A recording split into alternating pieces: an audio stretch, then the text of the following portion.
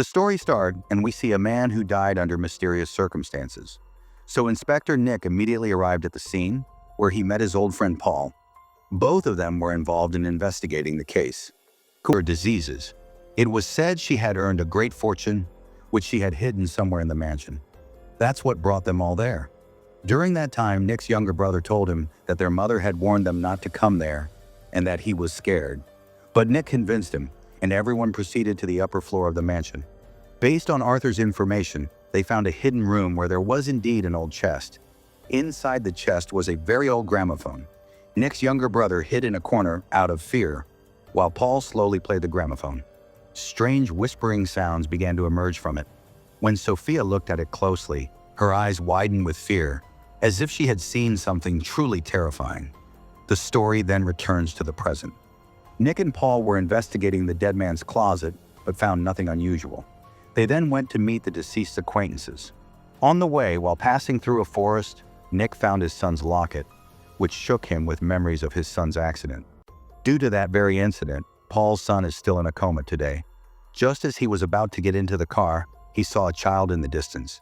But the very next moment, the child vanished. Paul stepped out to take a look, but there was no one there. A little while later, he reached the house of the deceased's friends. To his surprise, he found Sophia there, now a widow and mother of 3 children, 2 daughters, Julie and Yana, and a son. Yana's boyfriend, Ron, also lived with them. All 3 had been present at the old mansion that night. Paul asked them about the events of that night. Everyone told their side honestly, but no one mentioned seeing any chest or strange objects. Yana suddenly remembered something. She said that for some time, a strange man wearing odd glasses had been following her. Paul grew suspicious. He thought this might be Arthur, the same person who had come with them to the mansion that night.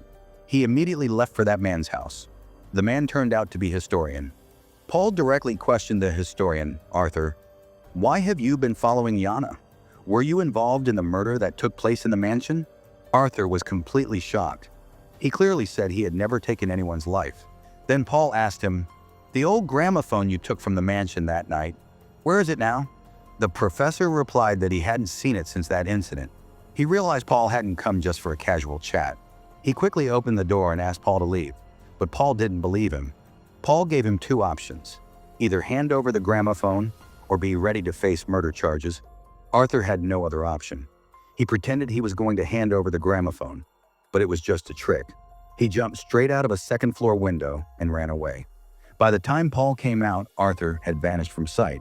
Paul then headed straight to the mortuary, where the post-mortem of the deceased young man was underway. The doctor said that the death was caused by heart failure, suddenly due to fear.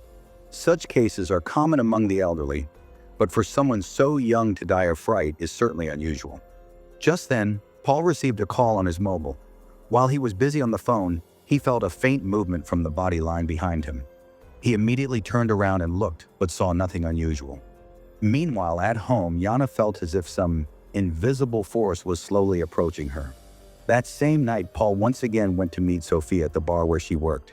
Paul was deeply saddened. His son's condition and the continuous mysterious events had broken him. Sophia comforted him, listened to what was on his mind, and he felt a bit of relief.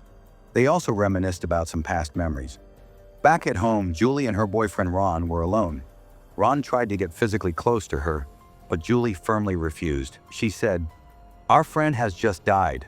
I'm not in the mood for anything else." She got up and left the room. Ron was left alone, and just then he felt like he heard a woman's voice coming from the basement. Without thinking, he started to go downstairs. But as soon as he reached the bottom, the basement door suddenly shut and the lights went out. Ron thought Julie was playing a prank on him. Just then, he saw a familiar shadow and moved forward to look at it. The basement was filled with human mannequins. Suddenly, an old sewing machine started running on its own and stopped within a few seconds. At that moment, Ron noticed that one of the mannequins looked exactly like the friend who had recently died. Meanwhile, on the other side, Yana, who was sleeping at home, suddenly woke up in fear. She felt as if there was some movement under her bed. That night, when Sophia was finishing her duty, Paul gave her a ride home. Old feelings between them began to resurface, and the atmosphere turned a bit emotional. At the same time, Yana heard a mobile ringtone coming from the basement. She recognized it as Ron's phone. Everyone went downstairs and searched for a long time, but Ron was nowhere to be found. The next morning, just as Paul and Sophia were thinking of reporting to the police, they found out that Julie was also missing.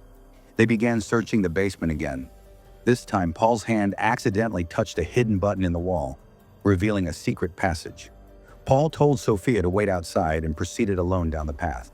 It was a long passage. He had no idea how long he had been walking, when suddenly, at a turn, Ron's ghost appeared in front of him.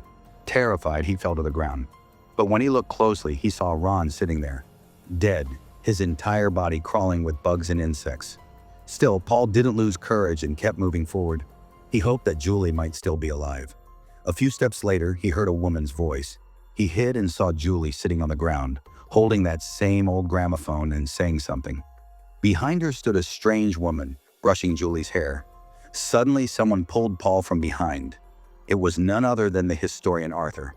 Paul immediately pointed his gun at him and asked what he was doing there.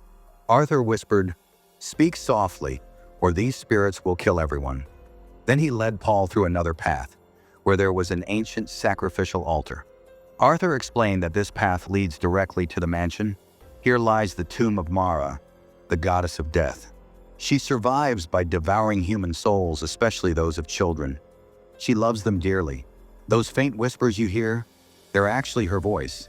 Even if you cover your ears, the whispers echo in children's minds, scaring them until she swallows their souls. He continued, 30 years ago, when we came to the mansion in search of treasure, that was the first time we saw Mara. Her spirit was bound within the mansion, but when you played the gramophone, you awakened her. That very moment, Sophia fell from the stairs and broke her neck. Paul said, "I had heard that the woman's whispers could cure illnesses, so I played the gramophone as a last hope." At that, his pocket and said, "The owner of this mansion was a witch, but the whispers weren't hers. They were actually Mara's voice. The witch used to worship Mara. Suffering from a deadly disease but desperate to live, the woman took a dangerous step to cure herself. She filled an old gramophone with voices and sacrificed her granddaughter to the goddess Mara in order to extend her own life. Wanting to prolong her existence, she offered everyone living in the mansion to Mara. Eventually, when no one was left to sacrifice, she hanged herself. Mara had trapped his soul, and that was the cause of his death. Arthur said Tommy's soul now wandered that same path. And when Paul and his son witnessed the car accident, just then, Paul heard a commotion. It was Paula who had arrived with the gramophone. Arthur suggested destroying the gramophone, and Paul chased after her and snatched it away. But instead of thinking about saving himself, Paul started helping Sophia.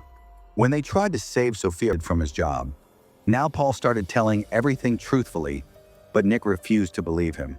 He thought Tommy's death was just a regular road accident. At that time, he woke up. With this, the story ends here. Subscribe to this channel for more horror stories like this.